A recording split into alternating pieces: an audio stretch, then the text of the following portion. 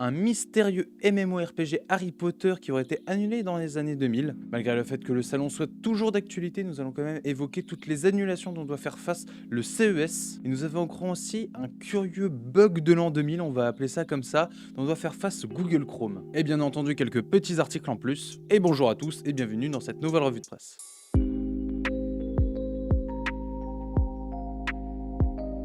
Nous débutons les actualités avec une petite news qui est énormément revenue dernièrement, un MMO Harry Potter qui aurait été annulé par EA Games. On se remet un peu dans le contexte, on est au début des années 2000 et EA s'offre les droits et les déclinaisons en jeux vidéo de la licence Harry Potter. Pendant une décennie, le géant américain va adapter chaque nouveau film en jeu vidéo sans trop sortir des sentiers battus, il faut l'avouer. Et pourtant, il semblerait que certains de chez Electronic Arts nourrissaient d'autres ambitions pour la juteuse licence. Interviewée par la chaîne Twitch de Real Brandalorian, l'ancienne directrice marketing produit de l'éditeur au début des années 2000 a en effet confirmé qu'un MMO Harry Potter a été annulé par Electronic Arts qui n'aurait pas cru au potentiel de la marque sur le long terme. Elle dit, je cite, qu'elle était personnellement impliquée dans ce MMO Harry Potter. Nous avons fait toutes les recherches, nous avons développé une version bêta. C'était une expérience qui mélangeait jeu en ligne et jeu offline puisqu'on aurait envoyé des cadeaux directement aux enfants à leurs adresses. Mais malgré le fait qu'ils étaient très confiants, Electronic Arts a décidé de tuer le projet parce qu'il y aurait apparemment, il y avait apparemment à l'époque du changement en interne et ils ne savaient pas ou ne pensaient pas plutôt que Harry Potter allait durer au-delà d'une ou 2 années. Il est temps de faire un petit tour du côté du CES de Las Vegas, marqué par des annulations en série. L'édition 2022 du CES semble de plus en plus incertaine. Le CES 2022, plus grand salon technologique du monde quand même, subit des désistements en série de la part des plus gros exposants.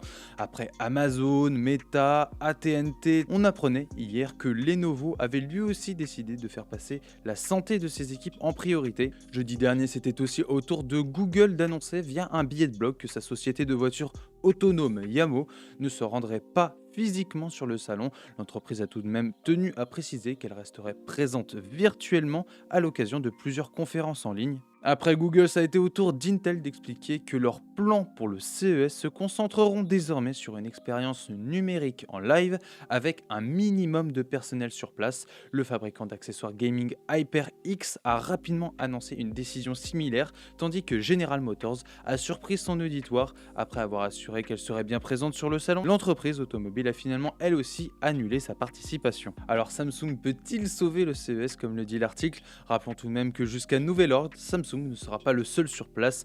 Plusieurs entreprises comme Sony, LG, HTC, Qualcomm ou encore OnePlus et AMD prévoient toujours d'assister au CES 2022, sauf indication contraire du CTA. En conclusion, tant que le CES n'est pas concrètement annulé, il y aura bien entendu toujours des grosses sociétés pour y participer cette année. Nous continuons à présent avec nos petits articles et nous allons revenir sur cet événement TikTok qui devient le site le plus consulté au monde en 2021 devant Google. TikTok qui possède désormais plus d'1 milliard d'utilisateurs mensuels est devenu le site internet le plus consulté au monde en 2021.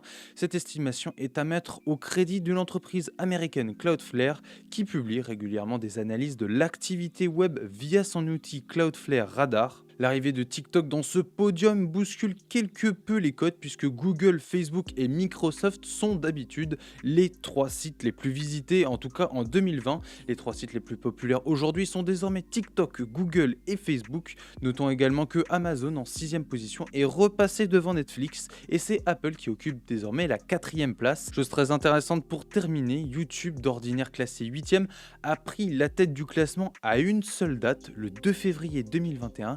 Grâce à une vidéo devenue virale, la fameuse vidéo de la professeure de fitness effectuant des exercices pendant le coup d'état de Myanmar alors que des véhicules militaires défilaient en arrière-plan. Nous continuons avec un curieux bug que va devoir affronter Google Chrome d'ici 2022 pour sa version 100. La cause de ce bug serait donc son numéro de version qui ne sera pas toujours bien compris. En effet, en informatique, parfois le numéro de version qui passe de 2 à 3 chiffres peut poser des problèmes, et ici c'est le kit DUDA qui poserait quelques soucis si rien n'est fait. En effet, ce kit informatique DUDA qui est utilisé sur certains sites internet n'est pas programmé pour comprendre des numéros de version à 3 chiffres. Si vous arrivez sur un site internet avec Chrome version 100, il va comprendre que vous êtes sur Chrome version 10. Problème, suite à ça, DUDA bloque automatiquement toutes les versions antérieures à Chrome 40 qui date de 2015.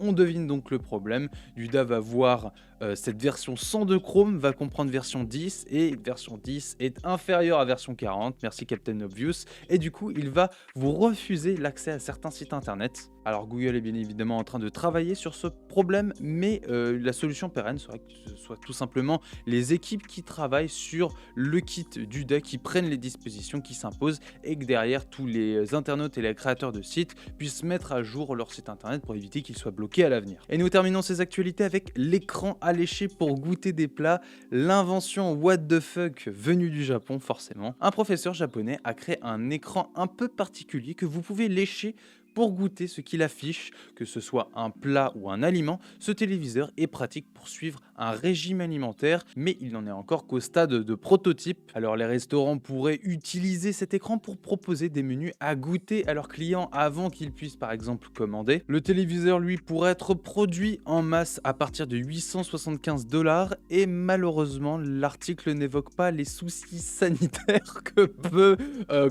évoquer ce genre d'écran, ce qui est assez curieux d'ailleurs.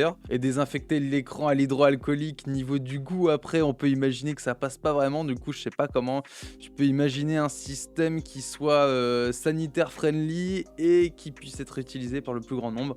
Enfin bon, à voir. Et c'est sur ce curieux écran que se termine cette revue de presse. J'espère que les actualités vous auront plu. Tous les articles sont disponibles bien évidemment en description. Sur ce, moi je vous dis à demain pour une nouvelle revue de presse. Salut.